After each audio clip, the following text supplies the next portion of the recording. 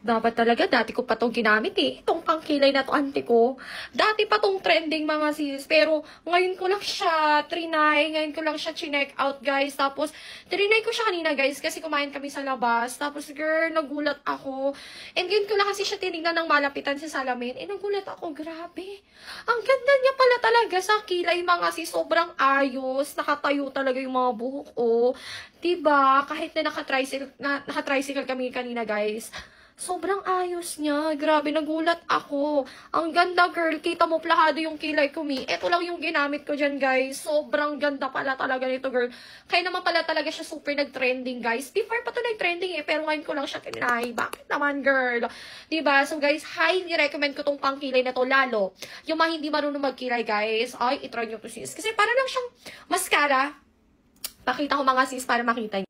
Ganito siya, oh. Wait lang. And then, ayan. Perfect. Ganda, oh. Ganyan lang siya kaliit. Tapos parang sinusuklay-suklay mo lang siyang ganon. Guys, ha, kasi hindi ko na malalagyan yan kasi tumigas na eh. Yes, diba, oh. Ang tigas ng ano, hindi naman siya sobrang tigas. Pero, as in, talaga namang plakado na siya dyan. Hindi na siya magugulo. Ang ganda ng kilay, mare. Ito lang yung ginamit ko, girl. Dapat talaga noon pa kita chinek out, auntie. Diba? So, guys, kung bet nyo din to, okay, ayaw nyo na magulong kilay.